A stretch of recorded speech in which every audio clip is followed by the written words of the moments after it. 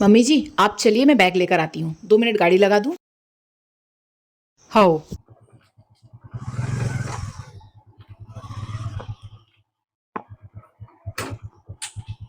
किसको ले आई बेटा? मम्मी है तुम्हारी?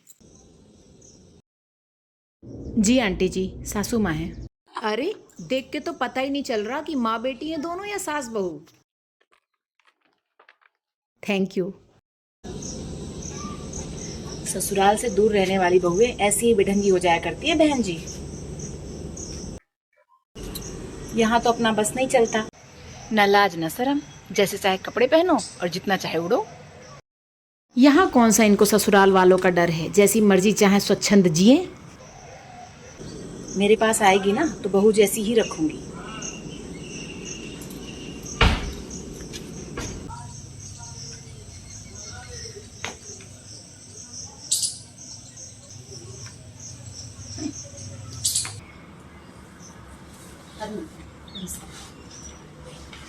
चलो अंदर चलो।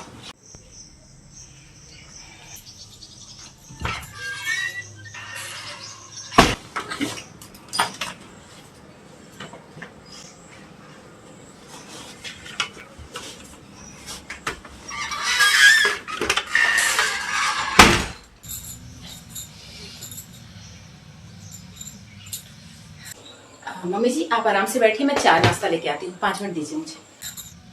रुक। जी मम्मी जी। चाय वाय बाद में, पहले ये बता ये कौन सा अवतार धारण करके तू मुझे लेने को आई थी? शर्म वरम ना है तुझे? ऊपर से आदमी घाई मोटर बाइक चला के चली आ रही है। लल्ला कहाँ है? वो यहाँ नहीं है मम्मी जी, तभी तो आपको लेने मुझे आना पड़ा। तो भी रिक्शा लेके आ जाती। हाँ, हीरो बनने की जरूरत ना है। आप नहीं जानती मम्मी जी, यहाँ रिक्शा ढूंढने के लिए मुझे पहले बाइक से ही जाना पड़ता।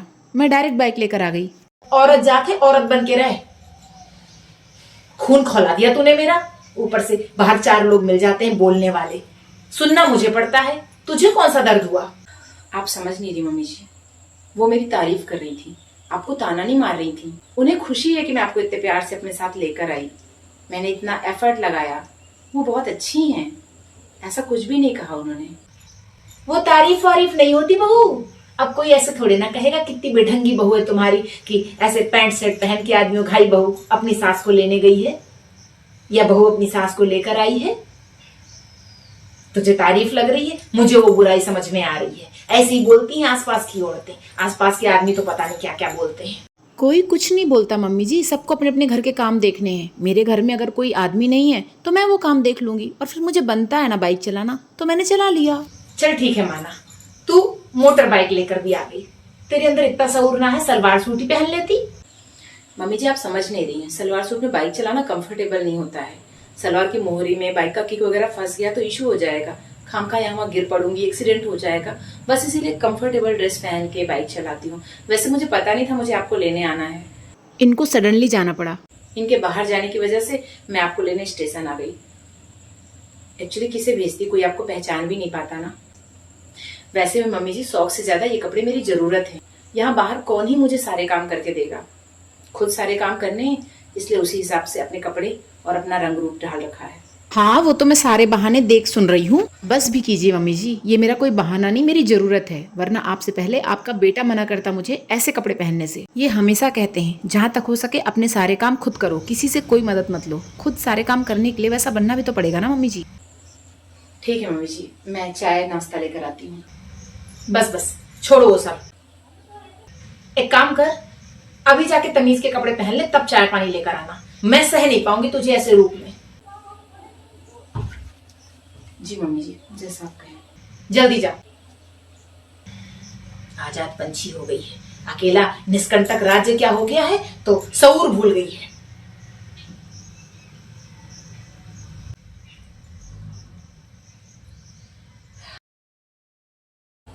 मम्मी जी ये पानी और नाश्ता लीजिए, मैं तुरंत चाय बना के ले आती हूँ। लीजिए।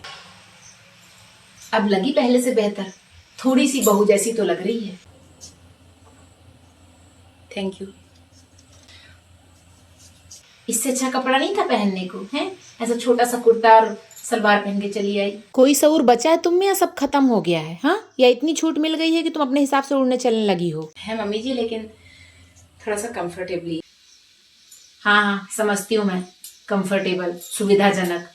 लेकिन एक औरत की जिंदगी में सुविधा नहीं होती है, तकलीफ ही तकलीफ होती है। समाज के हिसाब से रहन सहन रखना पड़ता है। इतना आसान नहीं बहू का जीवन, दुनिया के हिसाब से चलना पड़ता है। जी, ध्यान रखूंगी। पर मम्मी जी, घर के काम ही ऐसे हैं कि कई बार बाहर जाना पड़ता है, और मेरे पास ना बाइक के अलावा कोई ऑप्शन नहीं है, और बाइक में सलवार सूट में नहीं चला सकती। तो स्कूटी ले लो, दुनिया भर की औरतें वही तो चलाती हैं। पर मम्मी जी, अगर मुझे भी बाइक चलानी आती तो एक और गाड़ी का खर्चा क्यों करना? क्योंकि इनके पास तो इतना ऑप्शन नहीं है, तभी तो उन्होंने मुझे कभी कहा नहीं कि मैं स्कूटी ले देता हूँ। वो कहते हैं तुम चलाओ बाइक, कोई प्रॉब्लम नहीं है। अरे तो मायके वाले कब काम आएंगे? मम्मी जी, मुझे स्कूटी चलानी पसंद नहीं है। पर ठीक है मम्मी जी, अगर आप दिला सकती हैं तो पक्का स्कूटी चलाऊंगी। हाँ ठीक है ठीक है, अब चाय मिलेगी या बकवास ही करती रहोगी? जाओ चाय लेके आओ।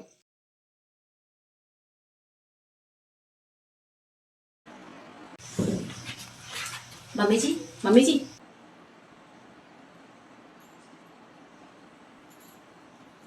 हाँ बहू।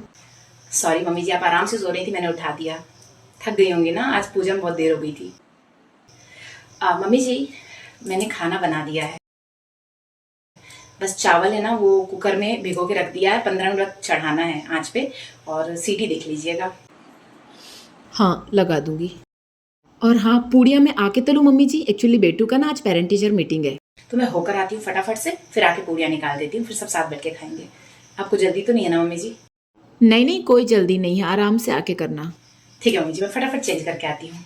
कपड़ा बदलने की क्या जरूरत है? जी मम्मी जी। अच्छी तो लग रही है ऐसे, ऐसे ही जा। स्कूल जा रही है, जैसी लग रही है प्यारी लग रही है, औरत घाई तो लग रही है। हाँ, बेटू भी देख के खुश हो जाएगा कि उसकी मम्मी मम्मी जैसी लग रही है। मम्मी जी, अच्छी तो लग रही है, मगर ये ड्रेस पहन के ना मोटरसाइकिल चलाना आसान नहीं होगा, आप समझिए ना। नहीं तो मैं पक्का ऐसे ही चली जाती। तो पैदल चली जा। पैदल? मम्मी जी, स्कूल दूर है, मैं थक जाऊंगी। आज सुबह से मैं काम कर रही हूँ, 5 बजे से उठी हुई हूँ, मैं मुझसे नहीं हो पाएगा मम्मी जी, मेरी तबीयत खराब हो जाएगी, और आते वक्त आटा भी लेकर आना है। मैं वो सब नहीं जानती बहू, मुझे बस इतना पता है कि मैं तुझे वापस पैंट शर्ट में नहीं देख सकती। तू जैसी है वैसी स्कूल जा, कैसे जाएगी क्या करेगी मुझसे उस सब बात का मतलब नहीं है। जब देखो तब आदमी की तरह बनके तैयार हो जाएगी और बाइक में चल देगी।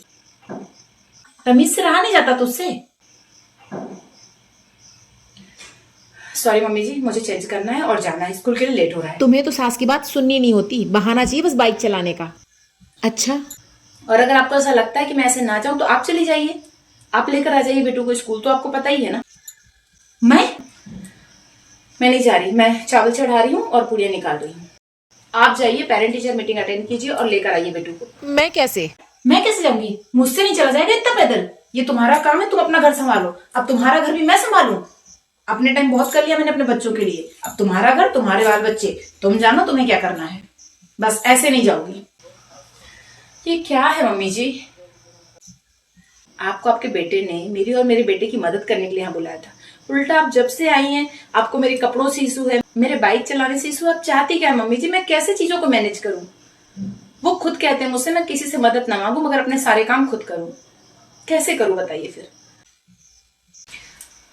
सॉरी मम्मी जी, मैं आपकी तरह महान नहीं हूँ। ना तो मैं लहंगे में पैदल स्कूल तक जा सकती हूँ क्योंकि स्कूल बहुत दूर है, और ना ही मैं बाइक में लहंगे में जा सकती हूँ क्योंकि कोई दुर्घटना घट सकती है। तो मुझे माफ कीजिए, मैं कपड़े बदल के अपने बेटे के स्कूल जा रही हूँ। पेरेंट टीचर मीटिंग अटेंड करना जरूरी है मेरे लिए, और स्कूल पहुंचना भी। बाद में आके आपसे बात करती हूँ।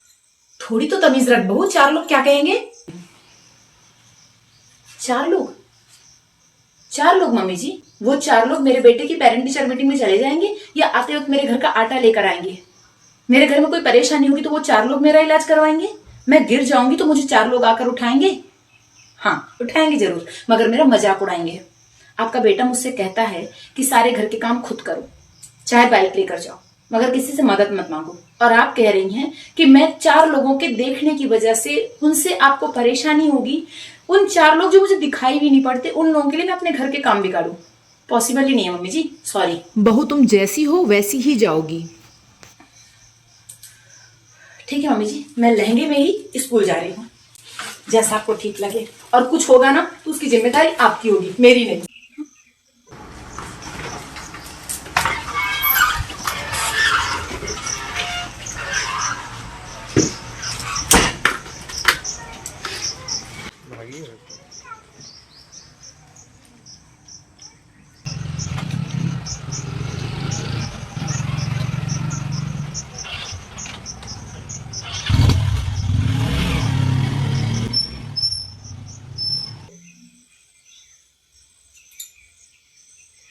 मैं तो सोच रही थी मैं मना करूंगी तो ये कुछ ढंग का पहन के जाएगी या पैदल जाएगी।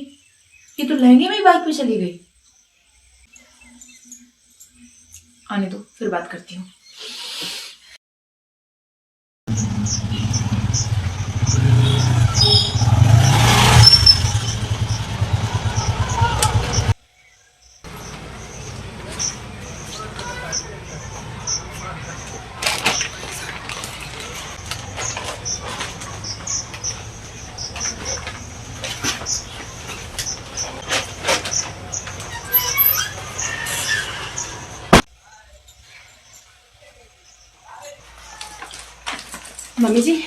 मम्मी जी बेटू को ना स्कूल से उसकी बस घर छोड़ेगी। मैं मीटिंग अटेंड करके आ गई हूँ। चलिए आपके लिए पूड़ियाँ निकाल देती हूँ। चावल बना दिया था आपने? हाँ, बन गया चावल। आप मुँह हाथ धो के आइए मम्मी जी, मैं 10 मिनट में खाना लगाती हूँ। बस तुम वापस आ गई ना? जी मम्मी जी, बहुत एहसान किया जो तुम आ गई। हाँ, हम तो तर गए तुमको देख के। आई सच सच बताना, अगर अभी तुम साड़ी पहनी होती तो क्या साड़ी में भी तुम मोटरसाइकिल पे चढ़ के चली जाती? क्या कहते चार लोग नहीं सोचती? मम्मी जब आपने सर्दी ऐसी रखी थी, सुबह से काम करी पैदल तो जा नहीं सकती थी, लेकिन हाँ मैं साड़ी में भी बाइक चला कर ही जाती। फिर चार लोग मुझे नहीं आपको बुरा भला कहते। तो चार लोगों की चिंता ना छोड़ दीजिए और अपना घर कैसे चलता है वो सोचिए। कह तो दिया आपने, मेरा घर मेरे बच्चे मुझे खुद ही संभालने पड़ेंगे। हर परिवार में ना पहले इंसान को अपने परिवार की चिंता करनी चाहिए, चार लोग बहुत बाद में आते हैं। अगर आप साड़ी में भेजती ना तो मैं साड़ी में भी बाइक चला कर ही जाती। सही तो कह रही है बहू, रोज कौन किसके घर का काम संभाल देगा। मैं भी तो 4 दिन के लिए ही आई हूँ, उसे अपने सारे काम खुद ही करने हैं। सही कह रही बहू तू, चार लोग हमारे घर का खर्चा नहीं चलाते, हमारा भूखा पेट नहीं भर सकते, हमारे घर का राशन पानी नहीं ला सकते, हमारे घर का चूल्हा नहीं जला सकते। हमें अपने घर की तकलीफें खुद ही संभालनी पड़ेंगी। औरत कमजोर नहीं, सुकुमार नहीं, बहुत मजबूत और धैर्यशील होती है। तुम मुझसे बेहतर है हर काम में। मैं सच में बहुत किस्मत वाली हूँ जो मुझे तेरे जैसी बहू मिली है। बस कदर ही नहीं की मैंने कभी। आगे से ध्यान रखूंगी। और ये जो चार लोग मुझे दिखाई पड़ते ना, इन्हें जवाब अब मैं खुद दूंगी। तुझे कुछ सोचने की जरूरत नहीं है। तू संभाल अपना घर गृहस्थी आराम से। हाँ, यहाँ नहीं अपने ससुराल में भी। चल खाना लगा दे। तो चलिए आप आइए खाना खाने, मैं पूड़ियाँ निकालती हूँ।